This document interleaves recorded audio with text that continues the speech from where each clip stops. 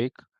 Okay, and this is aircraft structures.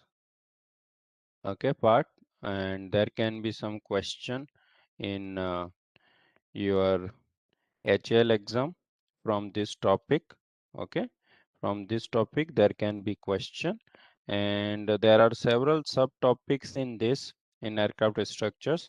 Okay, we have unsymmetrical bending, torsion of thin walled and closed and open section, shear flow due to non-uniform bending of thin walled structures, and shear center, and then aerostructure components and its functioning. So these are the topics which we need to know in aerostructure.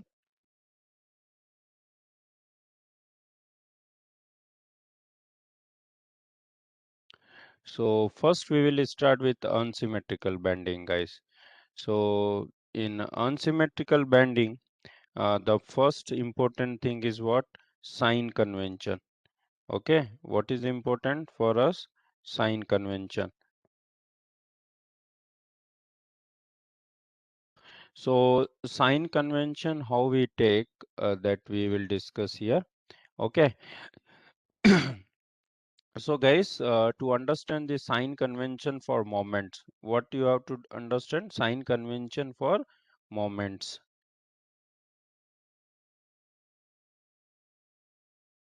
So what we do usually, so we consider this cross section as X and Y.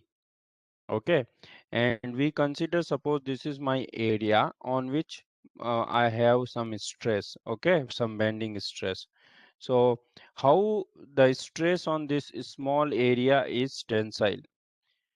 Okay, that we have to understand. How the stress on my this small area is tensile. So to understand that, what we have to do, suppose this is my X distance and this is my Y distance, and what we do, on this, about my x-axis, my moment is mx. So when this moment mx create tensile stress on this small area, so what we do, what we say go through this axis like this. If I on my video, I'll just try to explain by that, so it will be easy for you guys to understand. One moment, guys, just a moment.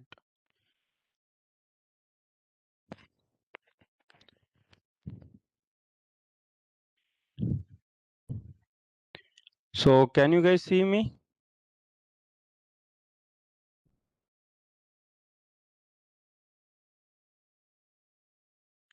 Guys, can you see me?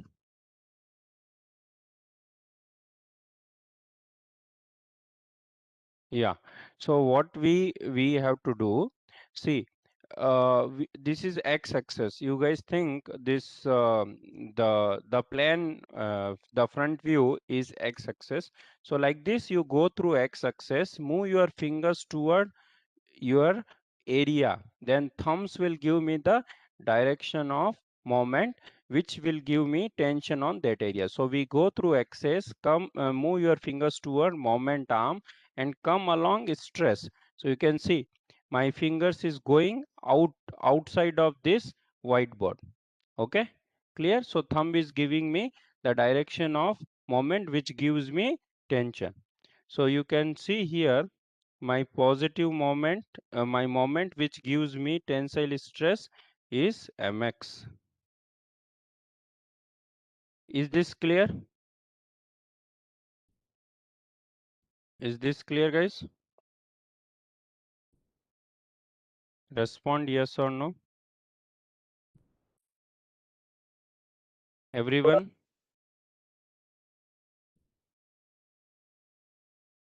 Okay. Now what about y-axis? So my. So another is what? My. So to understand my, the same thing what we follow. Uh, see, when you want to go through y-axis, you can either go like this or you can go like this. but which way we will go, because your moment arm is towards this side, so you cannot go this way, because if you move your fingers, your it will go away from your moment arm, which is not correct. So we will go through y-axis, move your fingers toward moment arm and bring your finger along your stress, then thumb is going downward. So this my will give me, this my will give me will give me a tensile stress in this, on this area. So is it clear? The sign convention for my, is it clear, guys? So this mx and my, you can see they follow each other. So this mx and this my both will give tensile stress on this small area. Everyone, is this sign convention clear? Pavan,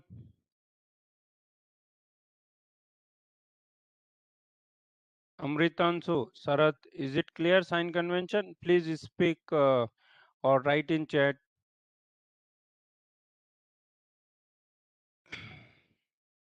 Okay. So once you know the sign convention, then everything is easy in this unsymmetrical bending. Everything is easy in unsymmetrical bending. So I will explain once more sign convention.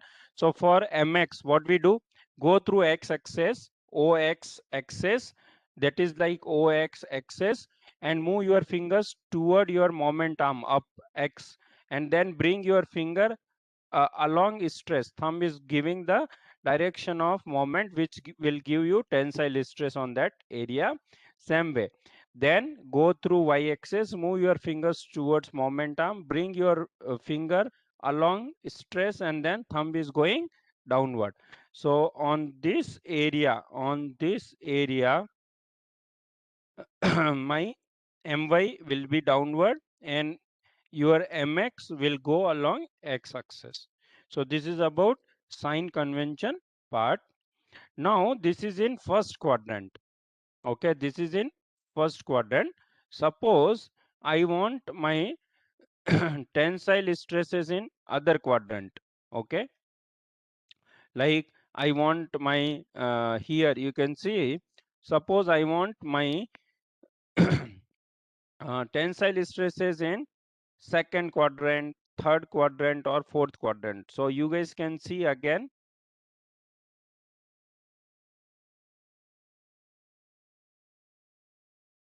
you guys can see again here, you guys can see again here in this, uh, if you find the mx, then again sign convention, go through axis, move your fingers toward moment arm. So it is going in positive x-axis. So you can see here, this mx is positive. So of course my should go upward. Okay, because we told moments will approach each other, moment will follow each other to give the same kind of stress behavior at selected quadrant. Same way, if you take this, now for this, for this is my x-axis. So if you go, then you have to go like this. You can't go because your moment arm is down. So go by this, move your fingers toward moment arm, thumb is giving the direction of positive, the moment which give you tensile stress. So you can see your mx is going in this direction. Of course my will follow this. You can see, go through y-axis, move your fingers towards momentum, thumb is going upward. Clear? Same way, if you take here in fourth quadrant my tensile stress, how it is, go through axis, move your fingers, thumb is going negative x-axis. So if this, then of course my should be downward. So these are the sign convention.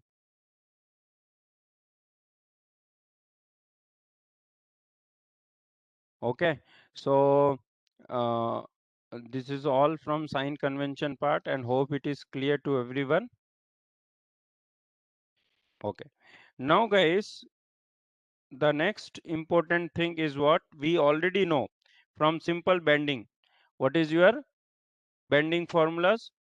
So it is what? M upon I equal to sigma by y equal to E by R, right? Now if you take unsymmetrical bending, because in unsymmetrical bending we are having two different moment. In simple bending, always you guys remember, right? In simple bending, like we always apply a moment about, usually about this axis, horizontal axis, right? So suppose there is a moment M, and I is what? Inertia of this section, and sigma is what? Bending stress on this area, and y is this distance, right, from neutral axis. So we usually get what?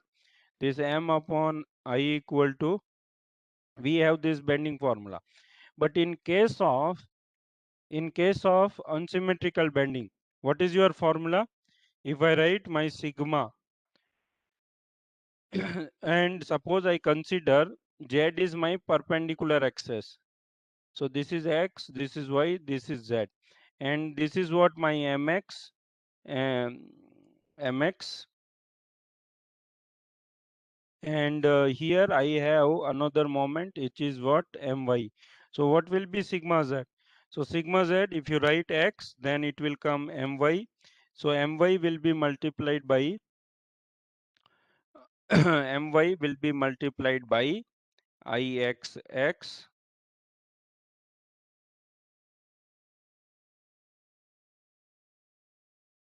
Okay, let me write, or it is already written. We can go to that slide.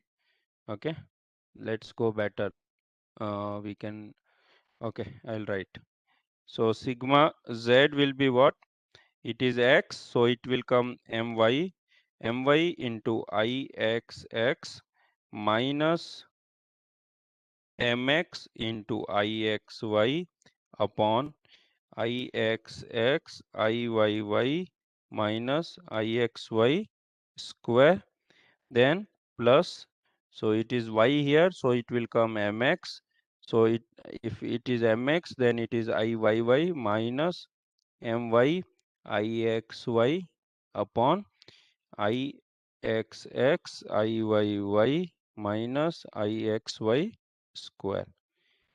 Okay, so clear guys, this is what? Unsymmetrical bending formula. Now what is here? Ixx, what is here? Ixx Iyy and Ixy. Anyone? What these? These are inertias. These are inertias and cross-sectional properties. Cross-sectional property. So Ixy is known as product moment of inertia, and these are the inertia about x-axis, and this is inertia about y-axis. So is it clear to everyone?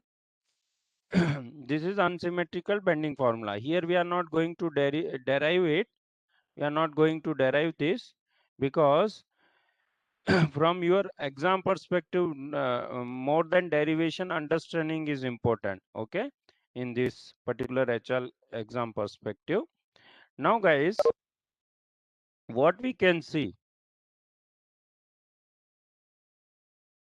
once you know this part, you need to know further about your moment, when it is given in one plane, or it is given when it is given in inclined plane. So, or when it is given about, when your moment is given in a inclined plane, or if your moment is given about a inclined axis. So that we have to understand. You guys can see here in this figure, in this figure you can see your moment is in inclined plane, right? You can see it is in inclined plane. So it will have two components. One is along y-axis, which will be in horizontal plane, and one about x-axis, which will be in vertical plane. So if here your angle is less than 90°, your mx about x-axis will be m sine theta, and about y-axis it is m cos theta. You guys can see. When you resolve this inclined moment, you'll have two components. The horizontal component will give the moment about y-axis, and the vertical component will give moment about x-axis. So try to visualize this. So you'll find this. Now these two will be positive or of same sign if angle is less than 90 degree. If angle is greater than 90 degree, so what will it become? One will be positive, one will be negative.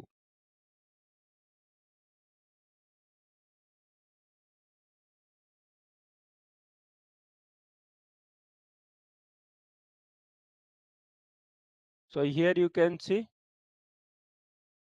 if angle is less than, both are positive. If angle greater than, mx will be positive and my will be negative.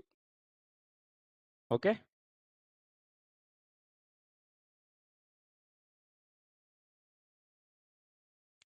And here you guys can see this formula which I have already written. Now what is the important? This formula is important,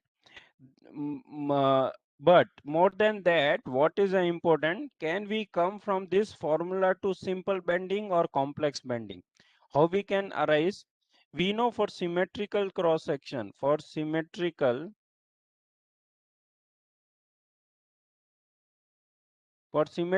cross section, we know what is ixy. Ixy is 0. Ixy is 0. So when your ixy is 0, if we substitute in this equation, this is 0 because here it should be ixy, and this is 0. So and this is 0, this is 0. So your equation become this, a simpler equation. Now this equation is what? Sigma z equal to my upon Iyy into x plus mx upon Ixx into y. This is known as complex bending. Okay. Now further, in simple bending, this is corresponding to complex bending.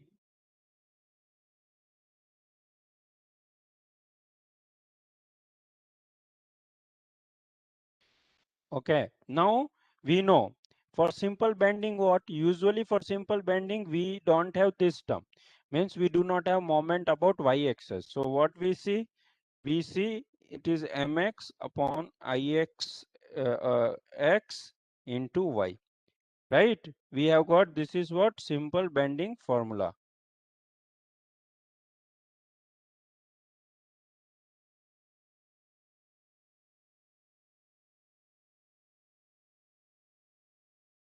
Okay. So guys, this is clear from how from unsymmetrical bending I can come to symmetrical bending. First, Ixy is 0 for symmetrical cross sections, and further for simple bending your my will be 0. Is it clear or not, guys? Yes or no, guys? Say, reply. It's clear to everyone? Okay. Okay, fine. So once you know the symmetrical bend, asymmetrical bending, what is next is neutral axis, the position of neutral axis. So guys, I will write this formula again, unsymmetrical formula. What is my sigma z? It is,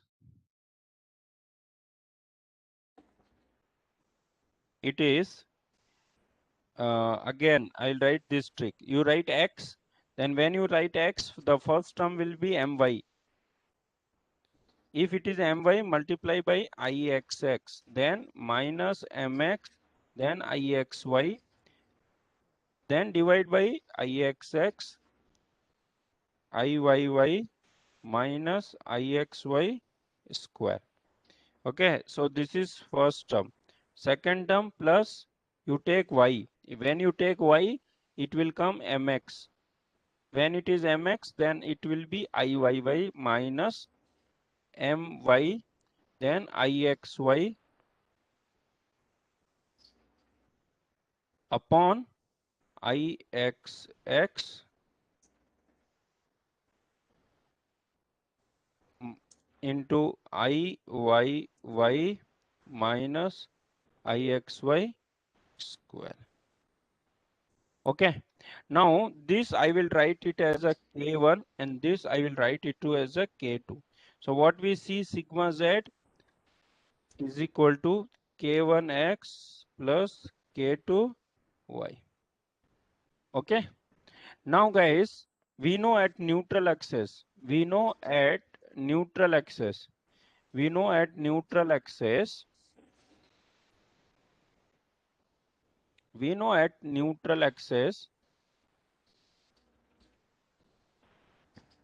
yeah, I'll upload.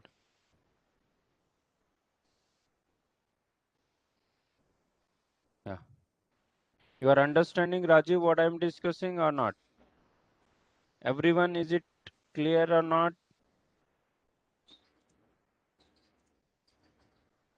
Okay, you are just it. Fine. Yeah.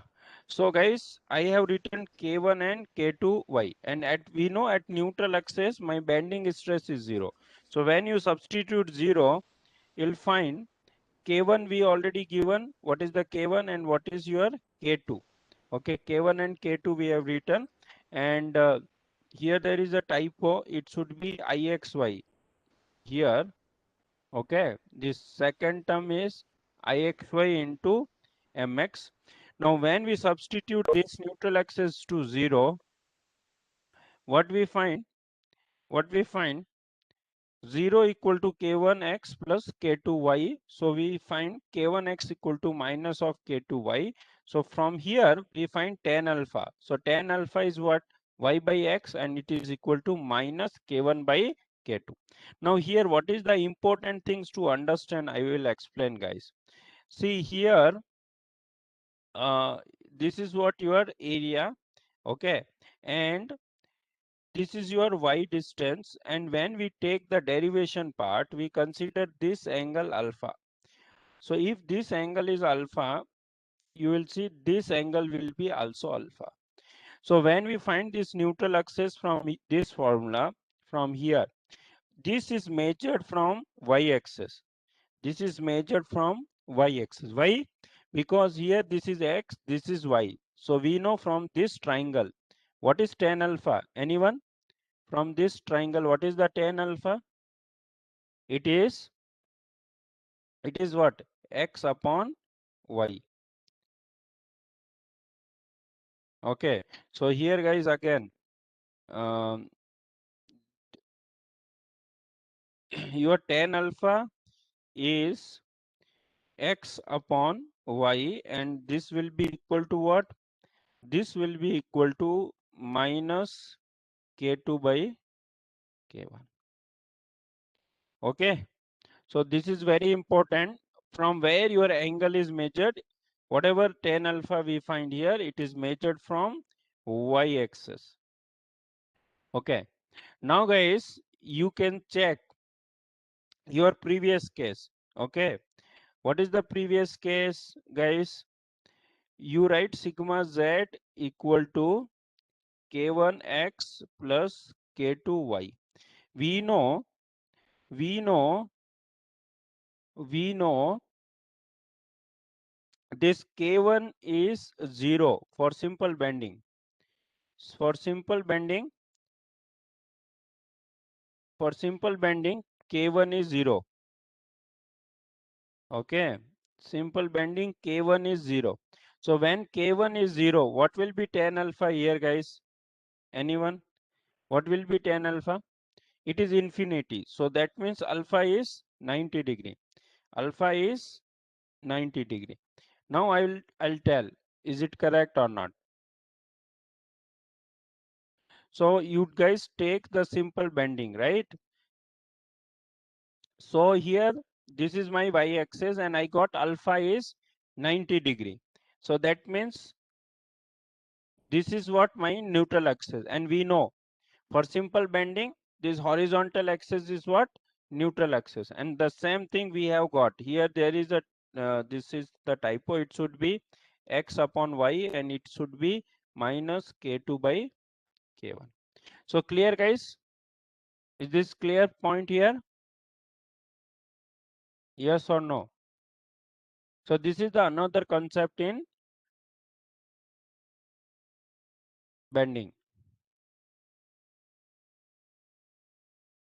Yes or no, guys?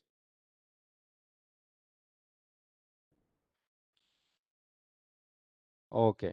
So once you know this about neutral axis and this unsymmetrical bending, we will go to next concept. So what is my next concept? Is torsion. So torsional shear flow. So in torsional shear flow.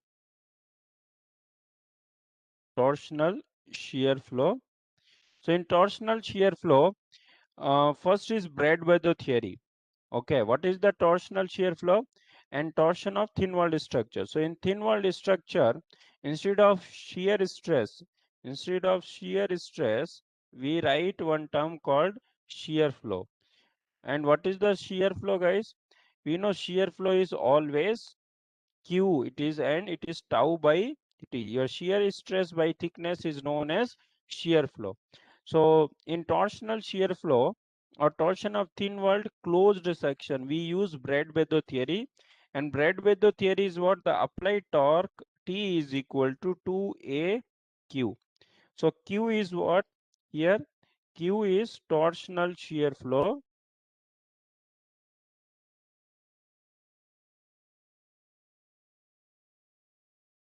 Torsional shear flow, and your A is what? Area of cross section. Okay, area of cross section. Now I'll tell what actually this area, and T is what? Applied torque.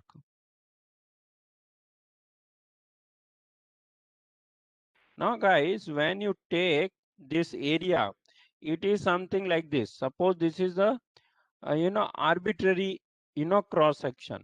So the area here, this is not material area. It is not just material area. This area. This is the complete area, the hollow area. Okay, is it clear at this point? The area is not material area. This is the whole area.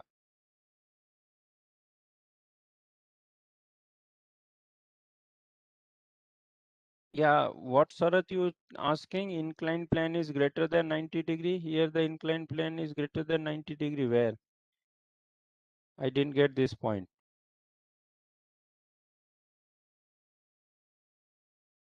If you want, you can speak and tell.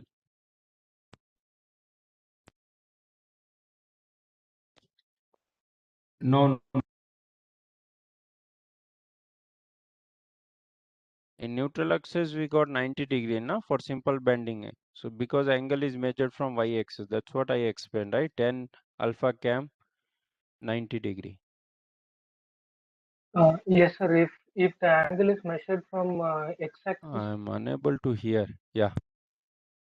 yeah. If the angle is measured from x-axis, then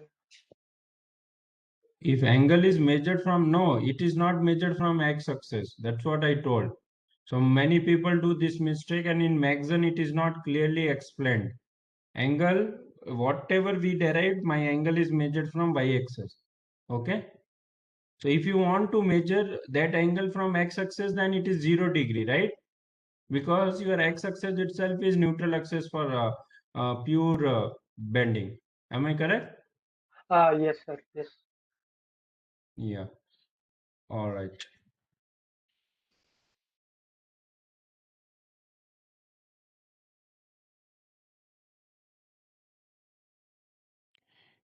Am I audible, guys?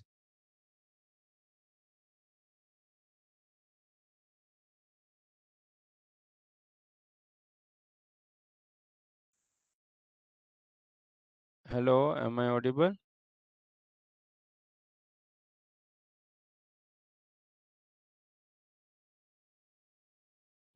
Today I can't hear you guys. I'm not sure in my headphone.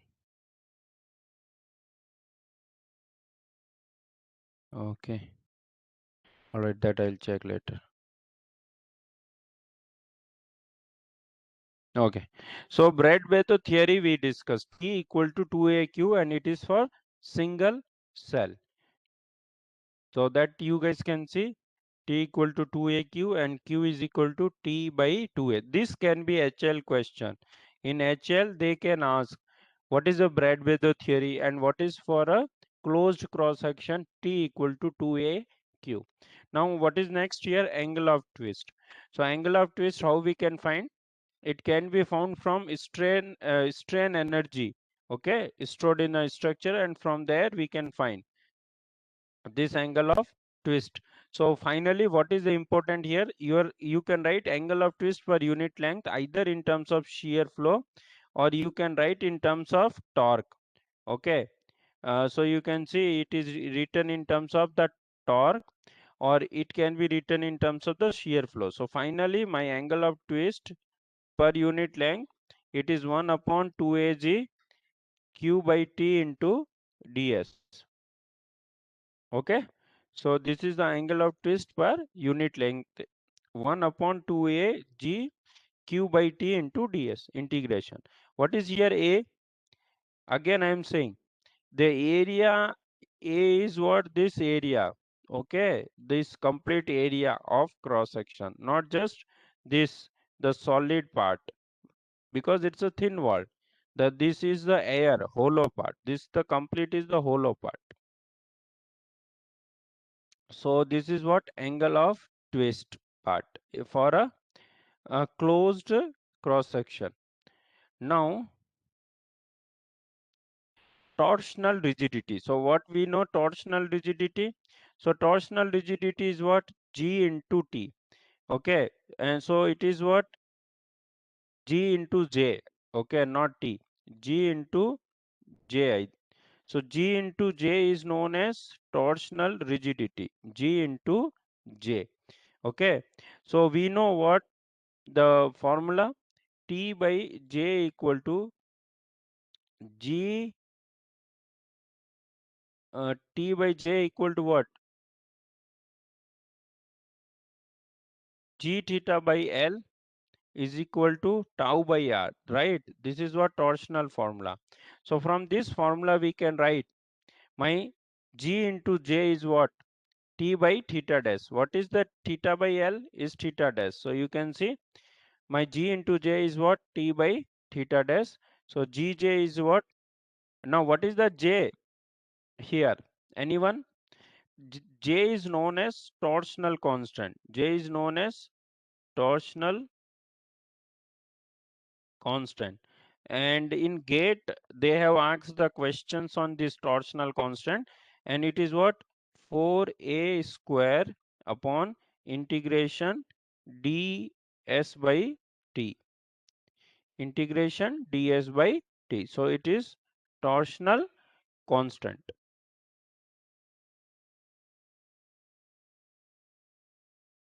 Okay. Now, next is what? Torsion of multicell. So in case of multicell, if you don't have single cell, multicell, you can see your wing is a multicell structure, right? You have, spot. So wing box can be divided in multicell. So in this case, what will be Bradbury theory? My Bradbury theory, it will be 2a1 q1 plus 2a2 q2 plus 2a3 q3. So here what is q1 q2 q3? These are the shear flows in each cell. And what is the next to solve this equation? There will be compatibility equation. What compatibility equation? Theta 1 dash will be equal to theta 2 dash equal to theta 3 dash. Means your angle of twist per unit length for each section, it will be equal.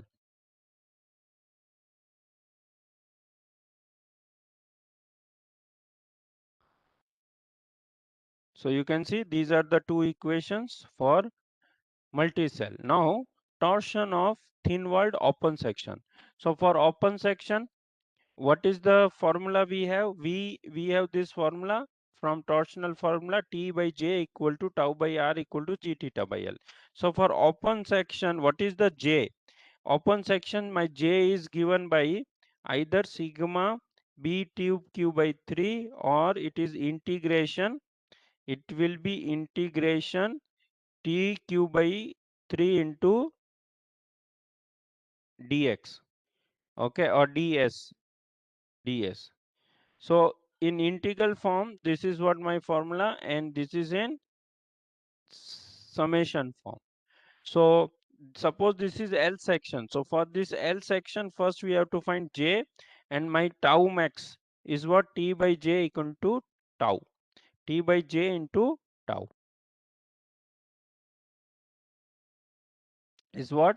So from here also there are question in GATE exam, okay, for this tau max and one time the angle of twist. So what will be the angle of twist? We can find angle of twist also here. How you can find angle of twist? My theta dash will be what?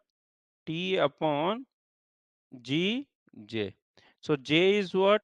It is already,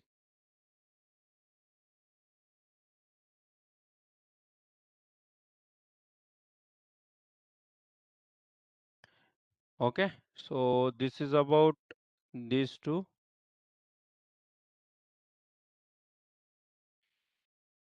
So any doubt till now, guys?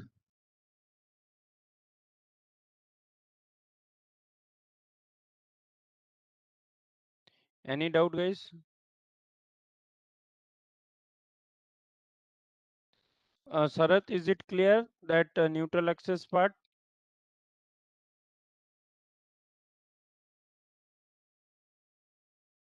Yeah, any doubt here, guys? Till now that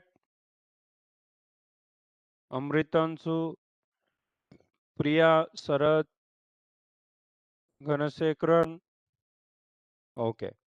So now next is again an important concept is what? Shear flow. Shear flow due to non-uniform bending.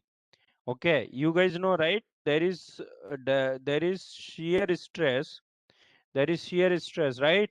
Which we have done, right? Tau equal to we know, right? This formula V into this V into A y bar upon IB, right? You guys know this formula?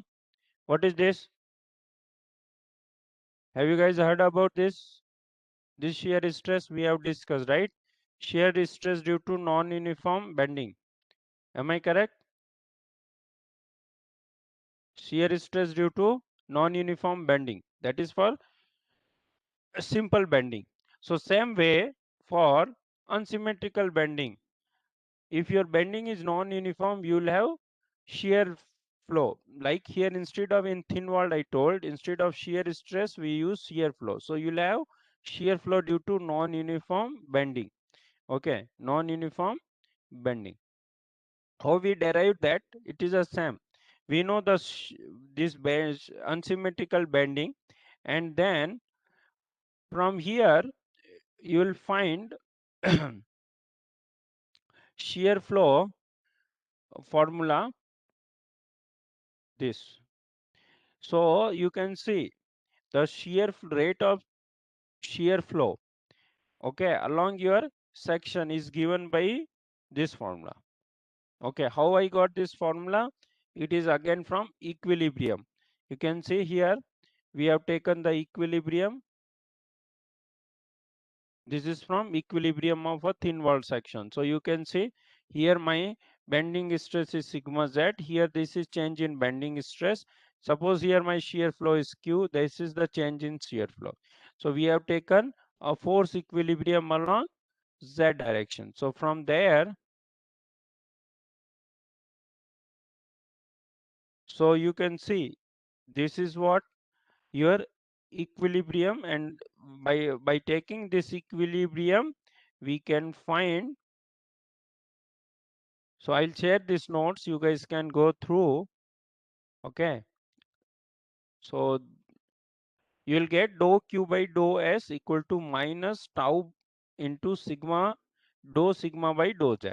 Now we know already sigma. Okay, so substituted sigma, and which term will be differentiated? Moment term will be differentiated because moment is varying. Why this shear flow? Due to varying moment, non-uniform moment. Now we know always my Vx, yeah, it is written. Vx is what? The rate of change of moment about y-axis. What is Vy? The rate of change of moment about x-axis with respect to z. So I substituted Vx and Vy. These are my shear forces in x and y direction in this formula. So this formula gives me the rate of change of shear flow along a section. And then from that we can use this integration and we can find shear flow at any section. Now here for open section, always at the free end shear flow is 0. This is what the boundary condition when we solve the problems. When we solve the problems. Anyone has any doubt here in this formula, how it has come? This formula?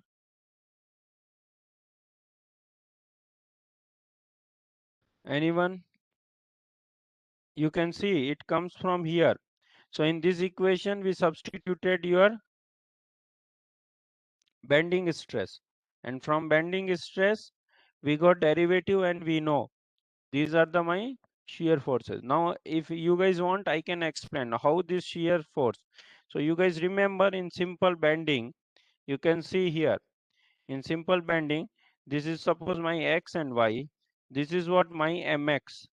Okay, so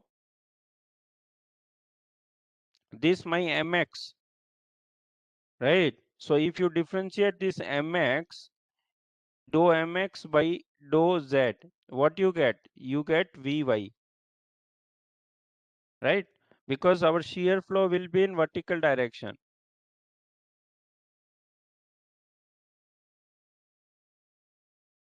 Is it clear? So same way, you have a moment about my. So this will give me a shear force along x direction, which will be what?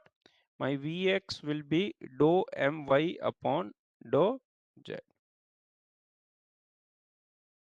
Everyone, is this clear or not? I am going briefly about this thin walled structure. If you attend my gate classes, for every topic there is one dedicated class. So I go in depth. Okay, but here we need to have overview. Clear or not, guys? Just respond quickly.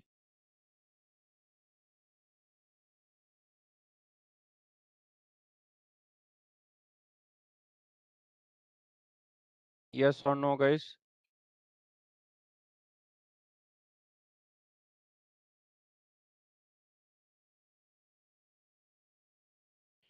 Okay, yeah, that's good. So let's see the next. Yeah, which is very important. Now from here, definitely there will be definitely a question from this shear center part. Okay, in a HL exam. If I am an examiner, I will put a question in that, because this is the most important concept in thin walled structure. So what is the shear center? Anyone? What is the shear center? Anyone? What is the shear center? So shear center is a point. If transverse loading is applied through this point, then there will there will be no shear, there will be no angle of twist of the section. Means if the shear forces passing through this point, it will only undergo pure bending, undergo only bending. There will not be any twist of the cross section. So shear center is a point. If transverse load applied through this load, this point, there will no twist, only bending. It is also the point of, it is also the point of twist or center of twist, or it is also known as center of flexure. Okay, so the shear center is also the center of twist or center of flexure. Shear center is a cross-sectional property and it doesn't depends on the applied loading. The shear center will not change. The position of shear center will not change by changing load. It is independent of load. It's a cross-sectional property. For any section, if there is a junction, so that junction itself is a shear center. You can see for this T section, this is junction. So this is shear center. For this L section, this is junction. This is what? Shear center. And for this cross, this is junction. So this is what? Shear center. Okay, but if you take C section, what is the shear center? Anyone? For C section, shear center will be somewhere here. Okay, because there is no common junction. And we know for doubly symmetric or symmetric sections, centroid and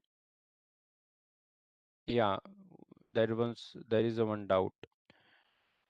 So one and second opposite about twist is first. No. See, the first point says if my load passes through shear center, what I mean, suppose this is my C section, and in this C section, my shear center is this point, okay? And if your shear forces passing through this, there will be only bending. There will be only bending. Now, what is the next point? Next point means if you apply torsion on this, if you apply torsional load on this, then your torque will be considered about this point. So this is known as center of twist. Or suppose this Vy is not passing through this. Okay, Vi is not passing through this point. Where it is suppose here, somewhere here. So what we have to do? We have to shift this Vy to this point. So when we shift this Vy to this point, there will be a moment. So that moment is what? Torque. And so clear? So shear center is also known as center of twist. Priya, is it clear?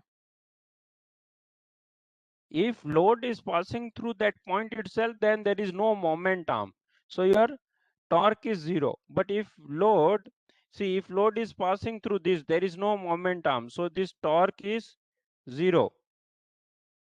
But if it is from some other point, what will happen? There will be a moment arm. So your torque will be not equal to zero.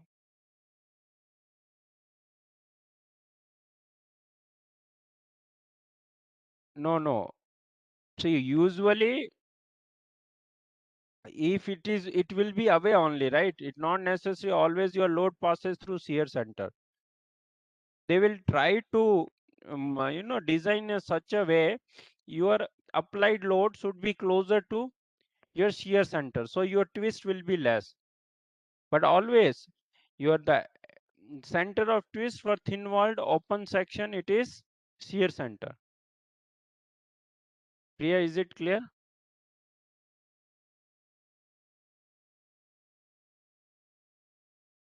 Okay, now for open section at free end, we know already shear flow is zero. So these are the important point from shear center concepts.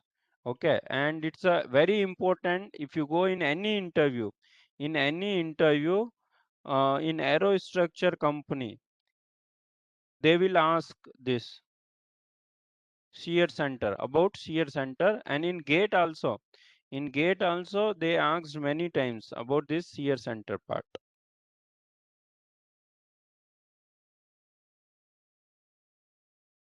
Okay, now the next.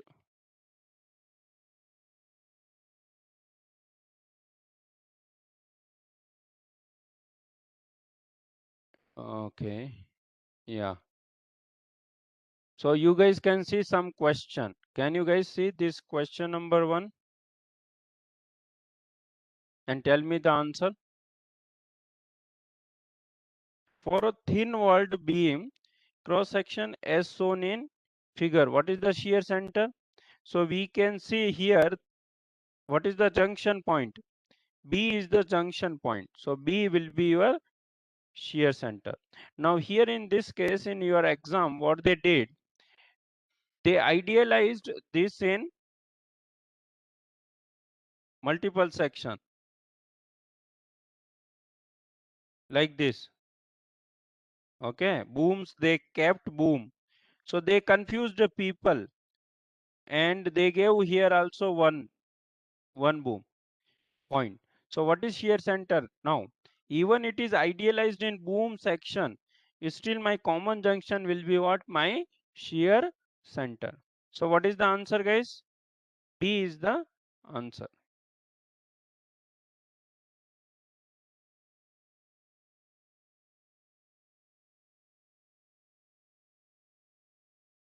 Take next question. Read this question, guys. Consider four thin-walled beam open cross section as shown in figure. A shear force magnitude a shear force of magnitude F, okay, acts vertically downward at the location P in all the beam. In which one of the following case shear force induces both bending and twist? Guys, in which case? Anyone?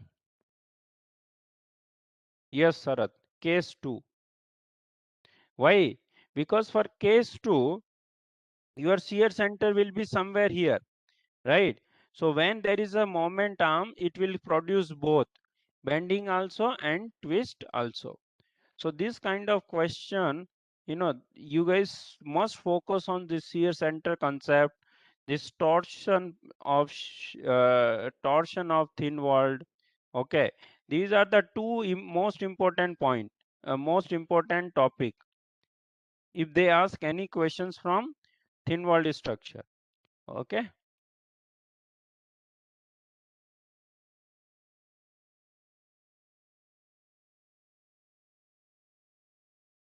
Yeah.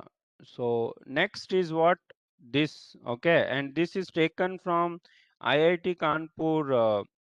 I forget the professor name. So the reference is from IIT Kanpur. Okay, this part is taken from IIT Kanpur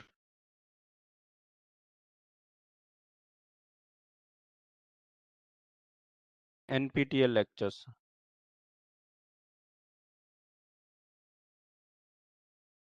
Okay, so this is again important, and there can be question from this part. So here about what?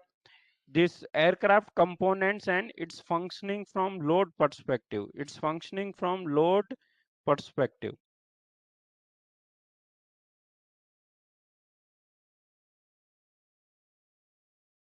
Okay, so function of skin or cover is what?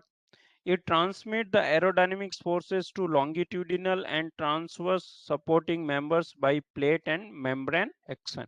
So what is the function of skin? It's it is subjected to aerodynamics forces, pressure loading, and it will transfer those to longitudinal and transverse supporting members. What is those longitudinal and transverse supporting members? Like stringers,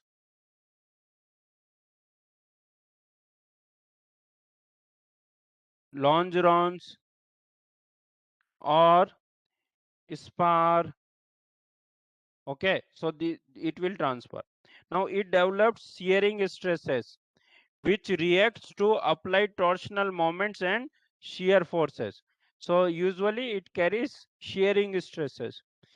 It acts as longitudinal member in resisting applied bending and axial load in some extent.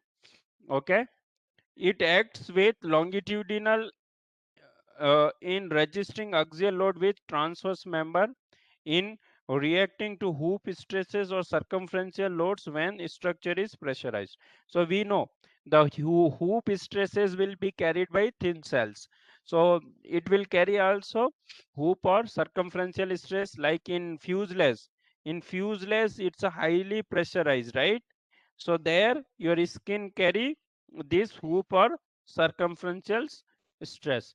In addition to this, it provides aerodynamic surface or cover for content of the vehicle. And we know skin provide what aerodynamic surface or covering to your your primary structure. Now, what is the function of spar webs? Spar webs play a role that is similar to function of the skin. Okay. Function 2. What is the function 2? It carries shearing stresses. I will explain that also.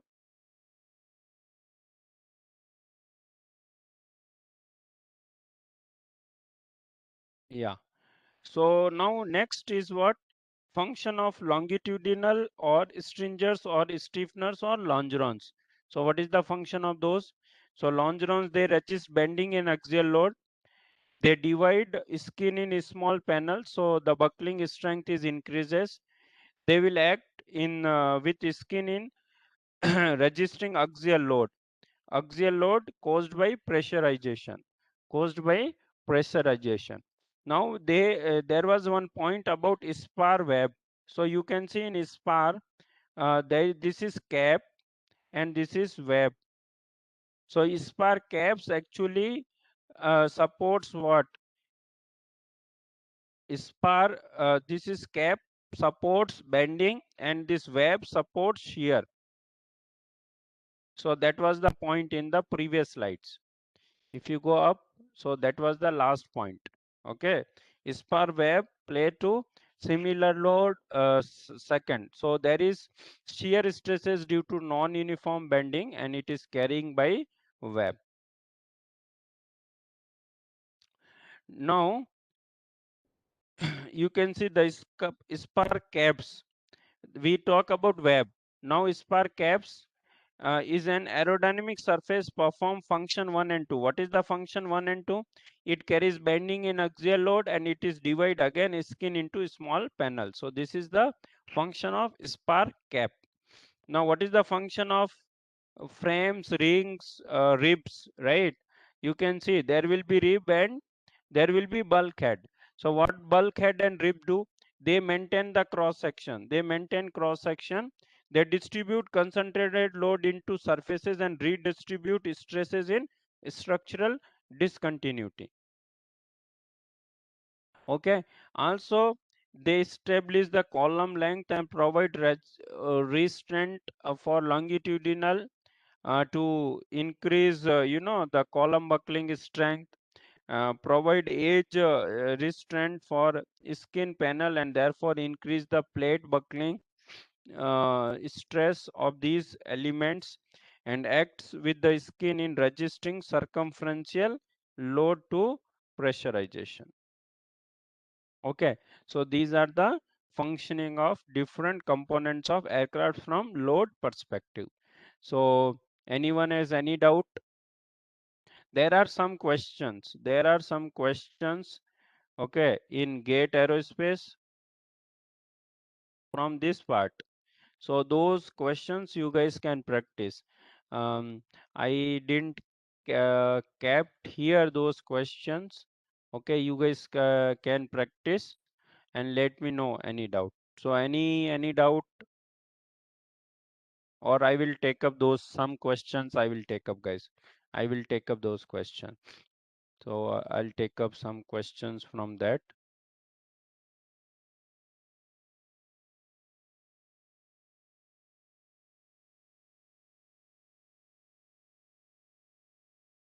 Guys, can you see my screen? Can you see my screen? I think yes. Yeah. So these are the questions. Guys, can you see the question? Reply me. Guys, can you see these questions? Yeah. So read the question number 1.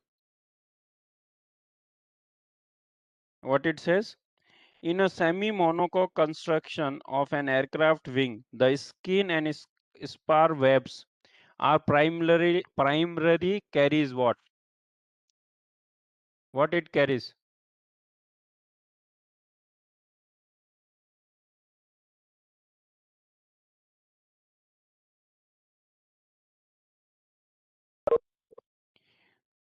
What is the answer? Shear stresses due to aerodynamic forces and a moment component, right? Because spar web will have shear stress due to non-uniform bending, and there will be shear stress due to aerodynamics forces. Am I correct? So what is the answer, guys? What is the answer?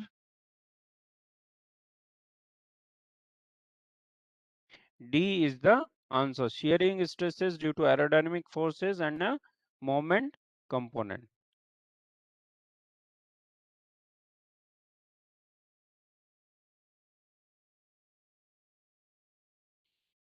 Okay. So next question.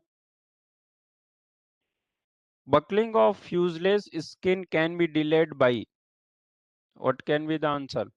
Increasing internal pressure, placing stiffener further apart, or reducing skin thickness, or placing stiffener further and decreasing internal pressure.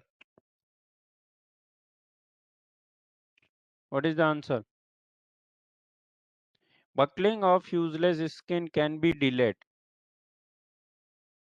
What can be the answer? Anyone? What is the answer for problem number 2, guys?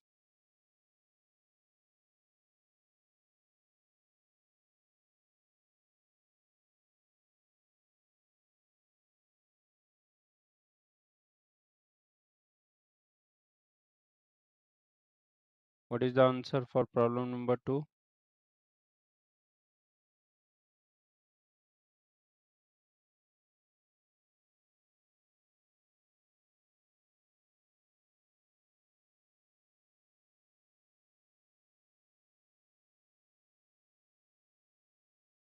What is the answer for this problem number 2, guys? See, guys, if you increase the internal pressure, yes, your tensile stress will increase. So that will help in delaying your buckling of the skin. Okay, in delaying buckling of the skin.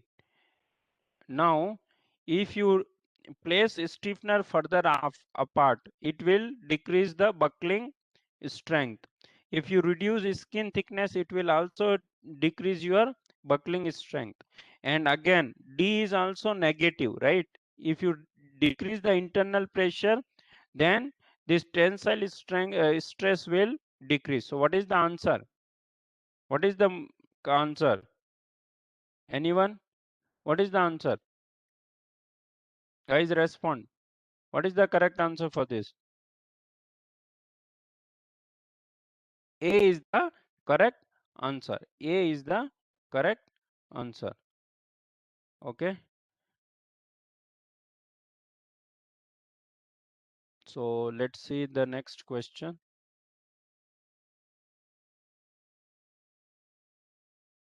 Yeah. Question number third.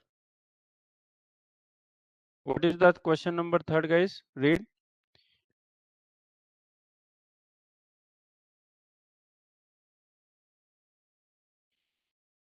In general, for any given solid subjected to arbitrary loading, which of the following statement is always true? So we know mass never vary, volume can vary, density can vary, volume, mass, density vary with load. No. So what is the correct? What is the correct answer? Mass is always conserved. It never depends on the loading. What is the correct answer, guys? There can be compressibility, okay, but mass never vary. So volume can vary, density may vary due to compressibility effect. So B is the answer. B is the answer for question number third. B is the answer. Okay. Now question number fourth. Read the question number fourth. What given? A cantilever with thin walled channel cross section is subjected to lateral force as at its shear center. The cantilever undergoes, guys. The load is applied at shear center. So what will happen? We have discussed, right? And this can be a HL question. So what is the answer, guys? A is the answer. There will be only bending without twisting. Only bending without twisting.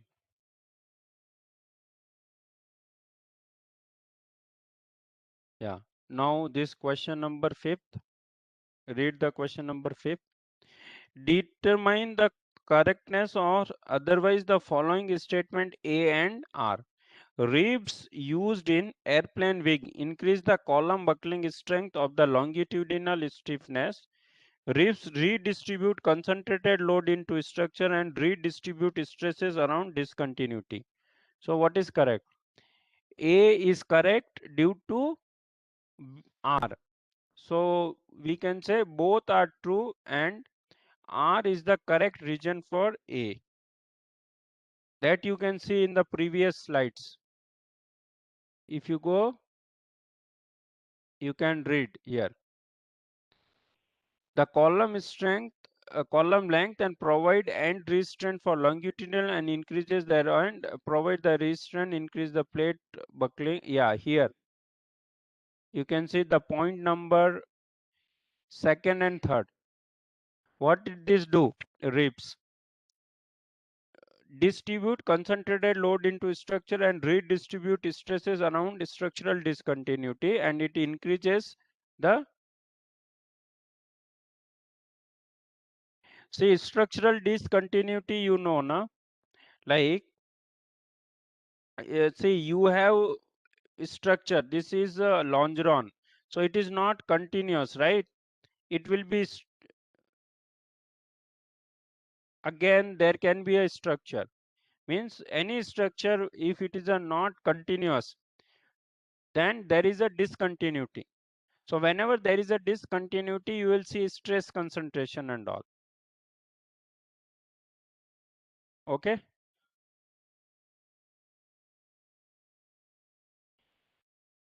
And you know your wing box. So you will see the this is what your right rib. So in rib you will see, and this is what is spar, right? So you can see there is a discontinuity, right? If you come along skin, then there is a spar and then there is no solid structure. So these are known as structural discontinuity. So at this location, your spar helps redistribute stresses around structural discontinuities. Okay.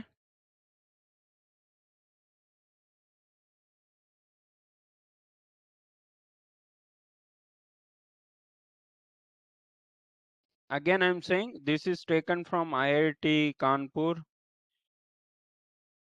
uh, NPTEL lecture by one of the professor name I forget. Okay. We should give the credit because this is not my written sentences. The prof has written these sentences. Okay. So go to the question. So what is the answer, guys? Question number 5. What is the answer? So both A and R are true, and R is the correct reason for A. Now read the question number 6, guys.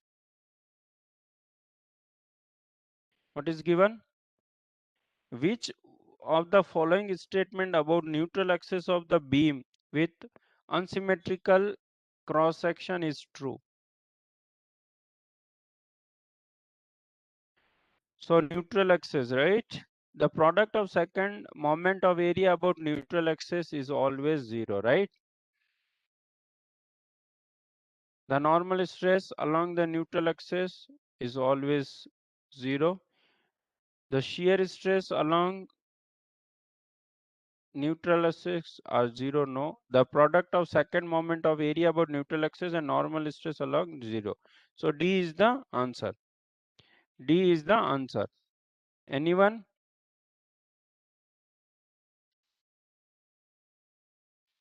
No. Product of second moment of area. No. What is the answer? Product of second. No, it is not 0. So B is the answer. B is the answer. B is the answer. A. How normal stress is 0? Now tell me, Priya. This is neutral axis.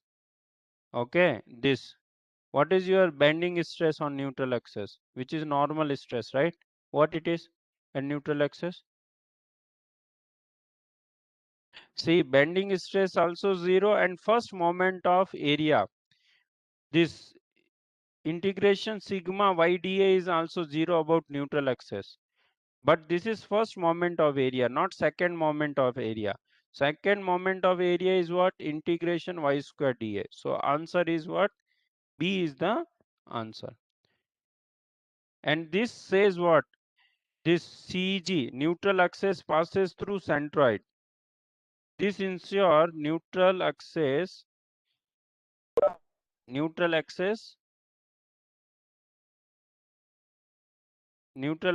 passes through centroid. Clear? Is this point clear, guys? Priya, now is it clear why at neutral axis bending stress is 0 and normal stress is 0? Clear? Now is it clear? Everyone, is it clear or not? Okay, fine. So once next seventh question number 7. So assuming the aircraft is flying straight, the top spar cap or flange of a wing is most likely to fall in. So this is the spar cap. So it will fall by what? Yielding, buckling, crushing or creep. Anyone? By which it will fall. So usually it failed by buckling. Okay, because on top your compression will be high, right? Because your wing will bend like this. So on top you'll have more compression on this, and those compressive load you may buckle this. Okay, so buckling is the answer. Clear? So I think we have discussed all different questions, and these are important questions in HL exam also. They may not ask that typical questions like simple questions like question number 6, or some questions on CS center, some questions on bread weather theory, like that. So this is all about thin wall structure in brief. There are more questions in GATE Aerospace, but we didn't discuss. You guys can go through, and those questions are available in notes, study material provided to you guys. Okay. So is it fine, everyone? Is this fine? Now for vibration, is this fine?